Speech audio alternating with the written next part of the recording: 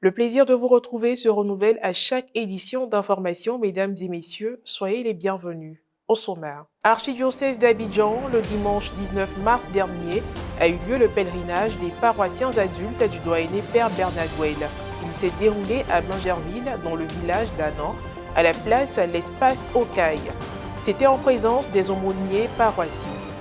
Et puis en visite dans le diocèse de Grand-Bassam, dans le cadre du partenariat de la circonscription avec leur diocèse, des vicaires épiscopaux de Strasbourg en France ont pris part à la célébration diocésaine de la Journée internationale des droits de la femme le dimanche 12 mars dernier à la Maison du clergé à Brobacro.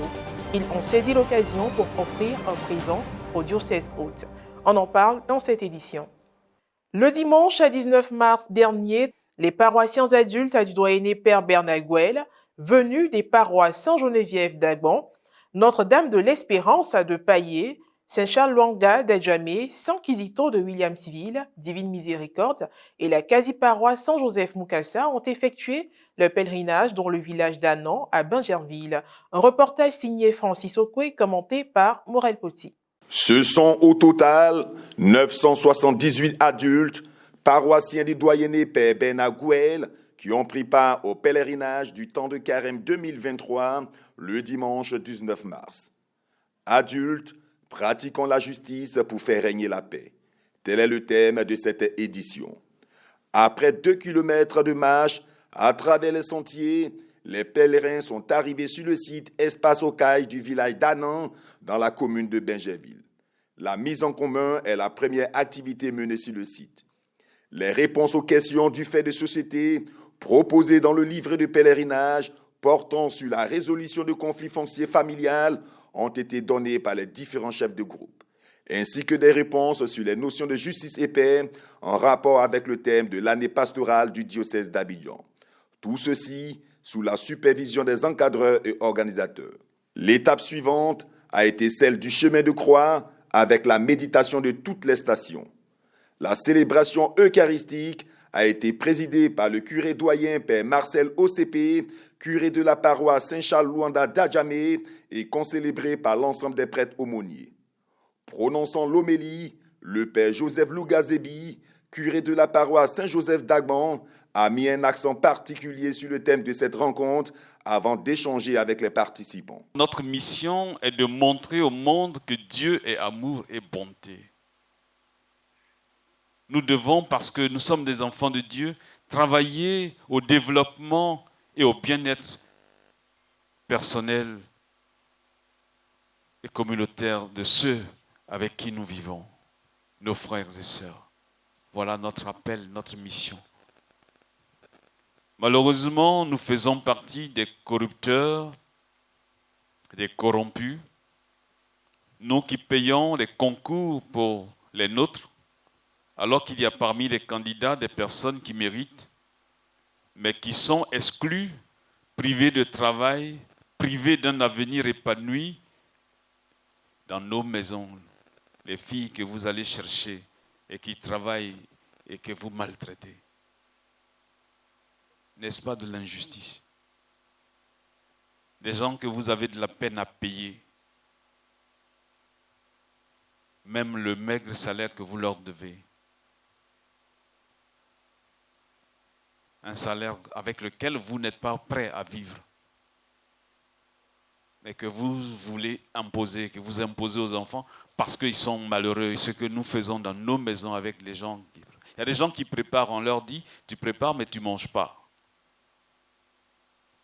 Quelle paix dans le cœur des enfants dont nous sommes des tuteurs et qui ne reçoivent pas la même attention que nos propres enfants.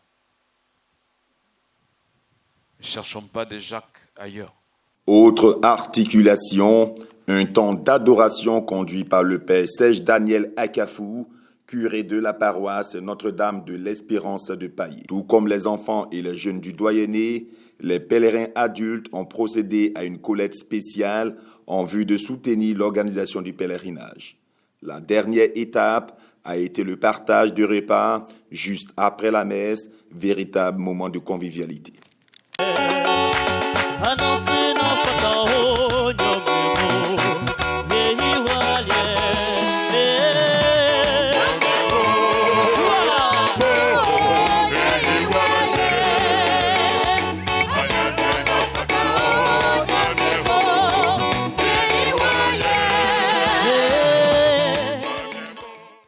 Tout autre sujet à présent, le diocèse de Strasbourg en France et celui de Grand Bassam ont signé un partenariat en 2022 en vue d'un échange d'expériences et de compétences. Le dimanche 12 mars dernier, une délégation de vicaires épiscopaux français, conduite par le vicaire général, le chanoine Hubert Smith, a participé à la messe dite à la Maison du Clergé à Brobacro à l'occasion de la célébration diocésaine de la Journée internationale des droits de la femme et a offert un présent au diocèse hôte. Les détails dans le reportage de Pierre Richemont commenté par Marie Abissier. Le diocèse de Grand Bassam et celui de Strasbourg en France sont deux circonscriptions ecclésiastiques partenaires.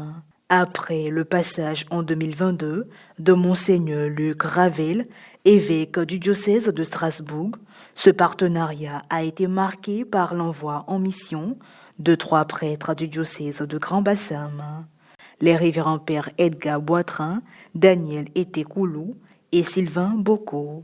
En visite dans le diocèse de Grand Bassam, une délégation française de vicaires épiscopaux, conduite par le vicaire général, le chanoine Hubert Schmidt, était aux côtés de Monseigneur Raymond Awa le dimanche 12 mars dernier pour la célébration diocésaine de la Journée internationale des droits de la femme. Au cours de la messe dite sur le territoire de la Maison du Clergé à Brobacro, où étaient réunis les responsables et membres du binôme AFEC-AFC, les représentants du diocèse de Strasbourg ont saisi l'occasion pour offrir un cadeau précieux au diocèse hôte. Lorsque nous avons ouvert son tombeau en 1936, nous avons prélevé quelques parcelles de son corps. Et depuis, c'est le plus beau cadeau que nous pouvons faire que de le partager avec d'autres diocèses.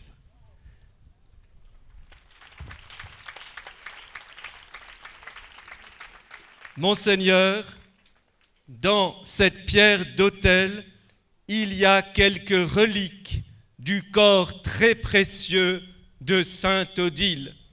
Nous l'offrons pour vous et votre cathédrale.